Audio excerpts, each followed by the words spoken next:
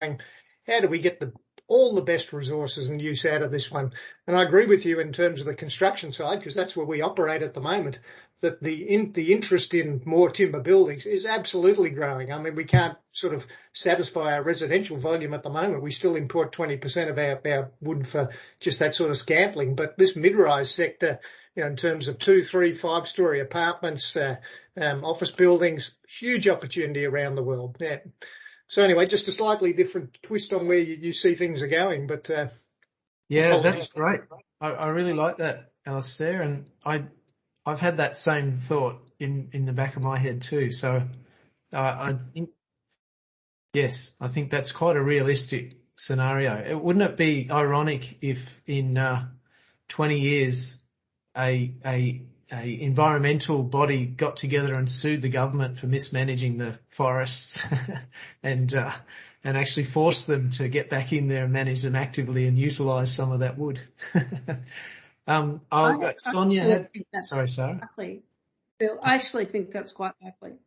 Yeah. Sonia and Bob as well. So Sonia first, please.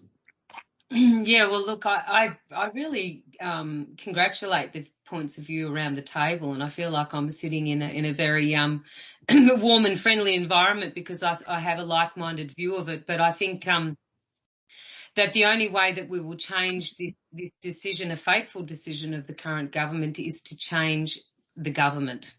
So if we want to see a change in the timber industry, the Labor government's got to go.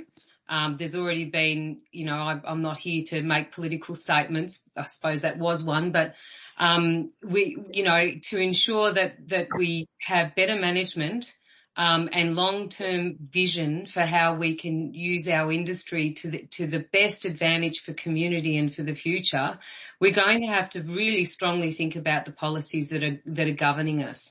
So we can sit here and have wonderful, think tanks, and all this information is really important, and it's an important tool to use for lobbying politicians.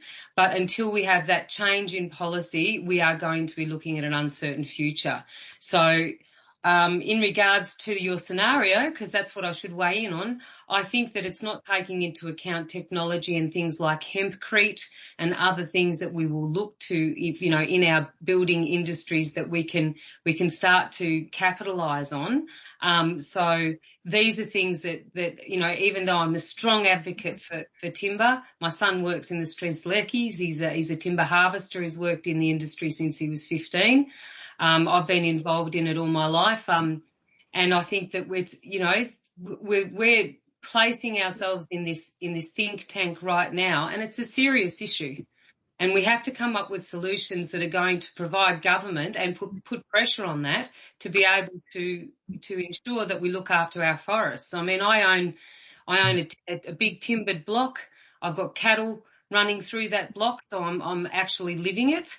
I'm part of the environment that I think is the best use of that land, and I want to try and advocate for that for the high country and for people up here. So very interested in learning how, in my local government role, I'm able to put this information to good use and be able to try and promote it in our area. So is my last bit to that question is, are these slides going to be available? There'll be a report given to local government on what's found in this. Is that right? Is that where this is headed? Yes, that's right. Yep, there will certainly be a report. It will be available through the Gippsland Forestry Hub website. But right. Also in our feedback form, we're inviting you to be on a mailing list, which would be managed by the Gippsland Forestry Hub. So you'd be made aware of when that report becomes available. I guess I might point out that our role isn't to become an advocate or it's to present facts and to present the findings from these meetings rather than advocate in one way or another. Sure, data's really important. I get that, but unless we have a change in policy, we're going to have more wildfires because it's mismanaged. And that I agree 100% with what the bloke said before. And we need to have a change regardless of the environmental pressure that we face on a political level. I think we have to surpass that and have some really strong voices representing us to make those policy changes. So everybody who's involved in this, it's their livelihood and it's our future. I just ask you to start really making a fuss about it. All right, I'll stand off my soapbox now. Thanks. Thank you. Bob, and then I know Chris has got his hand up too. Thanks, Phil. Sonia, everybody's got a soapbox, and I think mine is that I have a very jaundiced view of all forms of government. As far as I can see, government is about getting re-elected, and the opposition is doing anything they can to get elected. Good policy doesn't seem to play any part in it anymore. It's about just getting elected, and that tends to be the pandering to the populist view. Yeah, sadly, I tend to agree. Yeah, so the issue that I think any lobby group, which I suppose we are, needs to focus on is hearts and minds of the great unwashed, so that they can start to have an influence on the thoughts of the political leaders who want to get either elected or re-elected. That was a bit of an aside.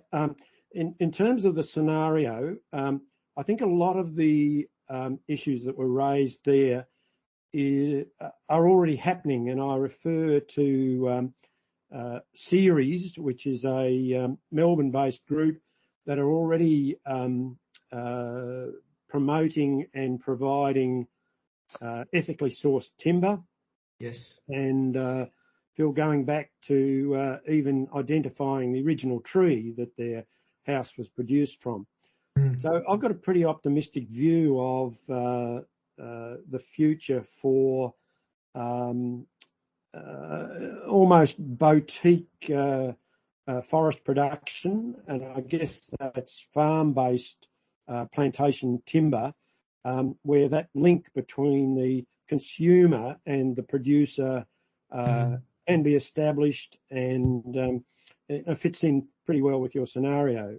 You know, we already have packs of beef that have a QR code on them that takes the purchaser to the farm that that beef was produced on, and might even be able to look into the eye of the beast that produced the meat.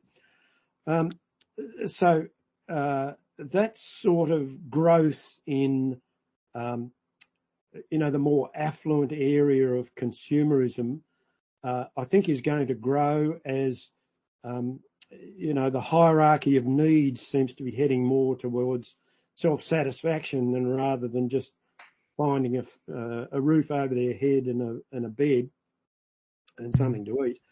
And so the movement towards this more sustainable sort of individual product, I think, is going to be a real driver of a sector of the industry. Thank you, Bob. Yeah, good points. Yes. Chris, David, and Stuart. Yep. I'll just back up what Bob said. Seriously, you cannot rely on governments, and even what Sonia was saying. We could have a change of government next election. 3 years later, we could have another government that reverses it. Basically, what we need is a long-term, for confidence of plantations, for producers, for forest growers, for agroforests. We need to have a bipartisan long-term solution. And really that's, we talk about this third way. I mean, that's not even on the table. That's what it needs to be, something that's non-political. We've done a bit of looking overseas, what's happened overseas, and we're stuck in these forestry wars in Australia.